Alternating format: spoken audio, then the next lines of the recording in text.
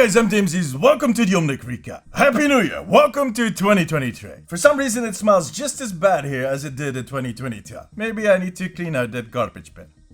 Let me start out this video on a bit of a personal note. Last week I did a video on which I looked back to 2022. It was a rough year for us as a community. A lot of ups and a lot of downs. But the biggest up for 2022 has been your support. When Overwatch 2 launched, we managed to double the number of subscribers on this channel in just a few weeks. Thanks to all of you. You guys are basically my cheerleaders, my ambassadors, and I appreciate it. I hope that we can continue that growth at some point, we'll see. But for this channel, that will kind of depend on how Overwatch is going to evolve over the coming months. So let's see what we can expect for our favorite game in 2023. Now, to be honest, I do think it's going to get a little worse before it gets better. I know, that's not what you want to hear. See, I do feel that Team 4 and Blizzard are listening to our feedback. And in the last 2 weeks of 2022, they have been rather responsive. But one, I had this feeling before, but it never really fully materialized. And second, change takes time. Especially in this case, they are growing their team, they're waiting on data. They had a huge shift in leadership and they have a ton of work ahead. In a different universe where they get all the time in the world to do whatever they want to do, I do believe that Team 4 would be building the most awesome version of Overwatch that we can imagine. But sadly, we live in a world where money matters, where the industry is constantly shifting and there's a lot of competition. So every minute they spend on this game is extremely expensive, both on the long and the short term. It's actually kind of scary if you think about it. But we as players only care about one thing. What is next for Overwatch? Well, first up, there's going to be the new event, the Battle for Olympus, which I think could be a lot of fun. And it does sound like they're testing a lot of stuff for PvE. Farah shooting 3 rockets, Reinhardt getting enraged when he uses his ult. I'm actually kind of looking forward to that. Right after that, there's going to be the Lunar New Year, and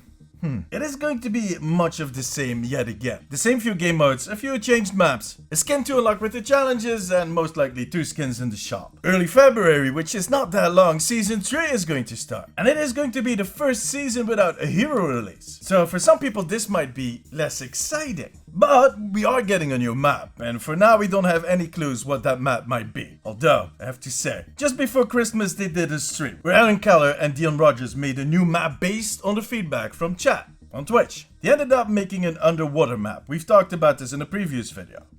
Could be a thing. But they had a lot of these props ready rather fast. It's a bit sus. Yeah, no, I do think that they have a lot of props lying around for any situation. There's probably fish somewhere in a pond on one of the other maps and a waterfall. I don't think that is too difficult to make if you have the right textures. In any case, we'll most likely get some real tips towards the new map in the coming weeks. Shouldn't take that long. And who knows what else they're going to pull out of their head. There's still a lot of features that we are missing. So it could turn out to be a rather interesting season. I also kind of expect the Overwatch League to start a little earlier this year. Mainly because the World Cup is coming back and they're going to play those final rounds and the finals in the fall. But on the other hand, there have been a few delays, so we'll probably get more news about that soon. Season 4 is going to drop somewhere mid-April probably. And this one will add a new hero to the roster, a support, Jeff be praised. It should also include the Archives event and the Anniversary event. I'm not going to make any statements on what these events might look like.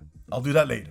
I also think that this might be the time that they start sharing some more info about PvE, telling us how it changed since we first saw it back in 2019, which has been a long time. And as we move forward with new seasons, new maps, new heroes, new game modes will be added to the game. And hopefully some new features will be worked on alongside all of that. We want to see new types of progression, reward systems, fun events with an abundance of cosmetics that we can both earn and pay for, that's fine. And then in the fall we have the World Cup and the return of BlizzCon. I can't emphasize enough how happy I am about that. I really hope I get to go to BlizzCon again this year. I was there for the last 2 editions they did before they shut everything down, and it was just a blast. There's nothing like meeting up with fellow Blizzard fans. And I am a fan of a lot of different Blizzard games like World of Warcraft and Diablo. So seeing all of these games having huge announcements and all of these people getting enthusiastic, the cosplay contest, the art contest, is just a weekend of fun. And it's in November in Los Angeles, so pretty good weather to go to Disneyland too.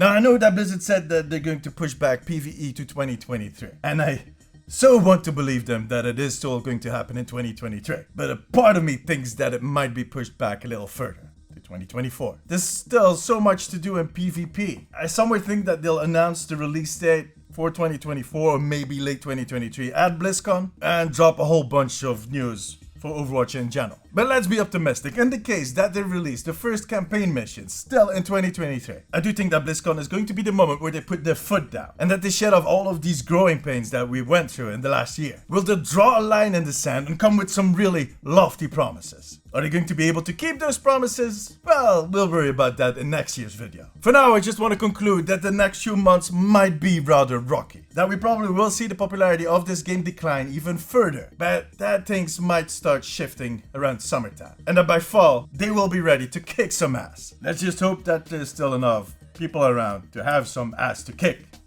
Well, people that care at least. But you know what? We're going to find out together. For now, however, that was it. Thank you very much for watching. See you during my streams on twitch.tv/DamesIsTV or in my next video. Till then, take care. Bye bye.